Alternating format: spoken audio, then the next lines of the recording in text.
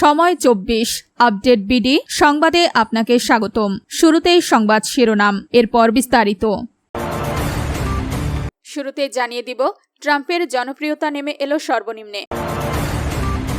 এরপরে জানিয়ে দিব, বেলজিয়ামে নর্দমার ভেতর 117 কোটি টাকা মূল্যের গুপ্তধন উদ্ধার। তারপরে জানিয়ে দিব, মোদির মন্তব্যের পর দিমাগি নকশাল পার্টির আত্মপ্রকাশ, একদিনেই অনুসারী 2 লাখ। সবশেষে জানিয়ে দিব, জিন্নাহর জটিল রোগ গোপন করায় পাকিস্তানের সর্বোচ্চ বেসামরিক সম্মাননা পাচ্ছেন 2 ভারতীয় চিকিৎসক। দর্শক, এতক্ষণ শুনছিলেন সংবাদ শিরোনাম, এখন বিস্তারিত। আপনি যদি ইসরায়েলের ধ্বংস চান এবং মুসলিমদের পাশে থাকতে চান, তাহলে ভিডিওতে লাইক করে চ্যানেলটি অবশ্যই সাবস্ক্রাইব করে দিবেন। এখন বিস্তারিত। ট্রাম্পের জনপ্রিয়তা নেমে এলো সর্বনিম্নে। যুক্তরাষ্ট্রের প্রেসিডেন্ট ডোনাল্ড ট্রাম্পের জনপ্রিয়তা এখন তার প্রেসিডেন্সির সবচেয়ে নিম্নমুখী পর্যায়ে রয়েছে। রয়টার্স ও ইপসোসের সাম্প্রতিক এক জরিপ অনুযায়ী ট্রাম্পের কাজের প্রতি সমর্থন নেমে এসেছে মাত্র 33%, যেখানে তার ওপর অসন্তোষ প্রকাশ করেছেন 64% মানুষ। চলতি মাসের শুরুর দিকে এই সমর্থনের হার ছিল 35%।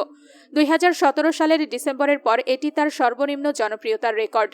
ইরানের সঙ্গে চলমান সংঘাত এবং এর জেরে যুক্তরাষ্ট্রে পেট্রোল ও জ্বালানি তেলের দাম বেড়ে যাওয়ায় সাধারণ মানুষ বেশ কষ্টে রয়েছে, যা ট্রাম্পের জনপ্রিয়তায় সরাসরি নেতিবাচক প্রভাব ফেলেছে। এর আগে ট্রাম্প অল্প সময়ে যুদ্ধ শেষ হওয়ার প্রতিশ্রুতি দিলেও 80% মার্কিনের ধারণা এই যুদ্ধ দীর্ঘস্থায়ী হবে। এমনকি মাত্র 1/5 মানুষ মনে করেন এই যুদ্ধ কোনো কাজে আসছে। বেলজিয়ামে নর্দমার ভেতর 117 কোটি টাকা মূল্যের গুপ্তধন উদ্ধার। বেলজিয়ামে নিয়মিত নর্দমার কাজ করার সময় প্রায় 9 মিলিয়ন ইউরো, প্রায় 117 কোটি টাকা মূল্যের বিপুল পরিমাণ সোনার বার, দুর্লভ মুদ্রা ও অন্যান্য মূল্যবান সামগ্রী পাওয়া গেছে। ব্রাসেলসের প্রায় 30 কিলোমিটার উত্তর-পশ্চিমে সেন্ট গিলিস ডেন্টারমন্টে নর্দমার পাইপ বদলানোর কাজে অস্থায়ী গ্রীষ্মকালীন শ্রমিক হিসেবে কাজ করছিলেন 18 বছর বয়সী শিক্ষার্থী কোবে। মঙ্গলবার মাটি খোঁড়ার সময় তিনি এই গুপ্তধনটি আবিষ্কার করেন। কোবে জানান, প্রথমে মাটির মধ্যে কিছু দেখতে পেয়ে তিনি ভেবেছিলেন সেগুলো সম্ভবত 1 ইউরোর কয়েন। পরে একটি সোনার বার দেখতে পান এবং বুঝতে পারেন যে সেখানে আরও বেশি কিছু রয়েছে। উদ্ধার হওয়া সম্পদের মধ্যে ছিল সোনার কয়েন, সোনার টুকরা এবং সোনার বার। মূল্যবান সামগ্রীগুলো একটি ব্যাগে ভরে একটি পুরনো প্রাসাদের দেয়ালের ইটের কাঠামোর ভেতরে লুকিয়ে রাখা হয়েছিল।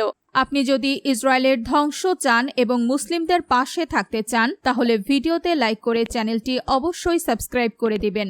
এখন বিস্তারিত। মোদির মন্তব্যের পর দিমাগি নকশাল পার্টির আত্মপ্রকাশ, একদিনেই অনুসারী 2 লাখ। ভারতের স্বাধীনতা দিবসের ভাষণে প্রধানমন্ত্রী নরেন্দ্র মোদির দিমাগি নকশাল শব্দটি ব্যবহারের 24 ঘণ্টার মধ্যেই একই নামে সামাজিক যোগাযোগ মাধ্যমে আত্মপ্রকাশ করেছে একটি নতুন রাজনৈতিক ব্যঙ্গাত্মক সংগঠন। দিমাগি নকশাল জনতা পার্টি নামে সংগঠনটির ইনস্টাগ্রাম অ্যাকাউন্ট খোলার একদিনের মধ্যেই অনুসারীর সংখ্যা 2 লাখ ছাড়িয়ে যায়।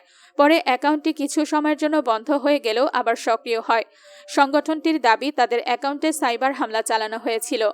গত 15 আগস্ট ভারতের 80তম স্বাধীনতা দিবসে দিল্লির লালকেল্লা থেকে দেওয়া ভাষণে মাওবাদ ও নকশালবাদ নিয়ে কথা বলার সময় দিমাগি নকশাল শব্দটি ব্যবহার করেন মোদি। তিনি বলেন, সশস্ত্র মাওবাদীদের বিরুদ্ধে নিরাপত্তা বাহিনী বড় সাফল্য পেলেও মাওবাদী চিন্তাধারার সঙ্গে যুক্ত কিছু মানুষ এখনও সমাজে সক্রিয়। তারা তরুণদের প্রভাবিত করার এবং দেশের বিভিন্ন প্রতিষ্ঠানকে বিপথে পরিচালিত করার চেষ্টা করছেন বলেও মন্তব্য করেন তিনি। জিন্নাহর জটিল রোগ গোপন করায় পাকিস্তানের সর্বোচ্চ বেসামরিক সম্মাননা পাচ্ছেন 2 ভারতীয় চিকিৎসক। 1947 সালের দেশভাগের পূর্বে পাকিস্তানের প্রতিষ্ঠাতা মোহাম্মদ আলী জিন্নাহর প্রাণঘাতী যক্ষ্মা রোগের সংবাদ গোপন রাখার স্বীকৃতি স্বরূপ বোম্বে বর্তমান মুম্বাই ভিত্তিক 2 ভারতীয় পার্সি চিকিৎসককে পাকিস্তানের সর্বোচ্চ বেসামরিক পুরস্কার প্রদান করা হচ্ছে।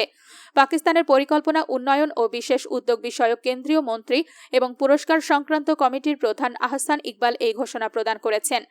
জিন্নাহর অসুস্থতার খবর যেন কেবল তার ঘনিষ্ঠদের মধ্যে সীমাবদ্ধ থাকে, তা নিশ্চিত করতে নীরব কিন্তু অসাধারণ অবদান রাখার জন্য চিকিৎসক ডক্টর জল রতনজি প্যাটেল এবং রেডিওলজিস্ট ডক্টর জল ধাইভো কুকে মরণোত্তর নিশান-ই-ইমতিয়াজ সম্মাননার জন্য মনোনীত করেছে ইসলামাবাদ।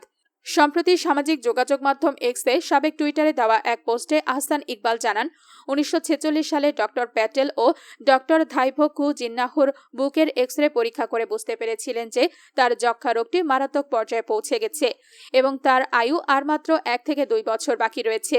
চিকিৎসা সেবার পেশাগত গোপনীয়তার নীতি মেনে তারা এই দুরারোগ্য ব্যাধির খবর সম্পূর্ণ গোপন রাখেন।